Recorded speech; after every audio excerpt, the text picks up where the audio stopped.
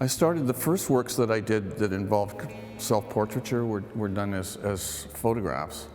And although they were successful, I was kind of, I guess I was very influenced by Jeff Wall's work, really. I mean, he was a teacher of mine, a friend, and his work is kind of influential.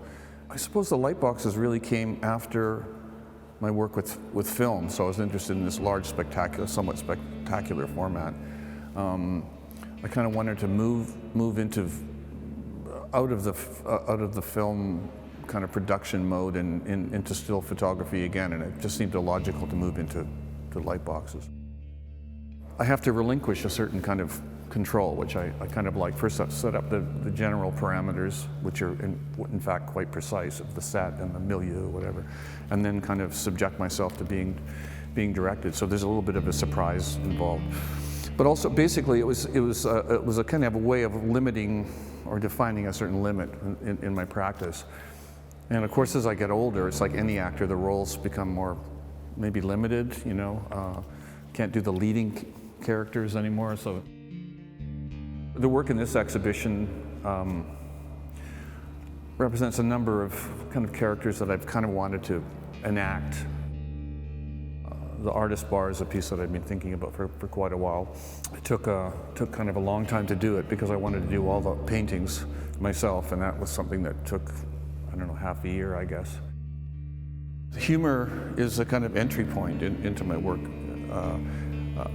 I always think the structure of the joke sometimes is I mean, an interesting starting point for an image, like a visual joke, but I'm always concerned to move beyond that kind of surface and to provide a possibility of a more complex reading.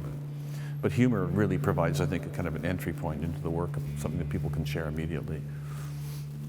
There's one work in the show called Dinner Break, Salisbury Steak, which shows a drummer in which I play a drummer in the 60s, a nightclub drummer, perhaps he's like playing in a strip club or something, and is having a short dinner break at his drum kit, eating a kind of classic diner meal of the 50s and 60s. The knife and fork being held in the same position, actually, that jazz musicians hold their sticks. It's called the American grip. It's a series of paintings I made only in the last 2 or 3 months, 4 months maybe. Scott from my studio had found a big pile of 1985 circus magazines that somebody had thrown out of their house. And so circus magazine's a rock magazine of this era, and at this particular time it focused on kind of hair metal bands of LA, Motley Crue, etc. And I was just kind of interested in these slightly absurd male fantasy poses and the absolutely ridiculous costumes.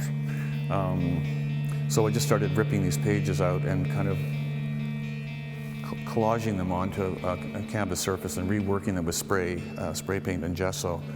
Thinking a little bit about Rauschenberg's and the kind of transparency effect that he gets in some of the transfers works that he did. As far as collage goes in general, it's kind of my earliest work really was collage. There was a kind of, I kind of see them in the tradition of kind of a lot of artists, my artist friends were doing collage, Ian and Jeff and people like Chris Dikiakos in Vancouver. There was very much a culture of exchanging collages, images of kind of informal collage practice. I think of it as kind of a West Coast thing and relating maybe to, you know, a lot of LA art.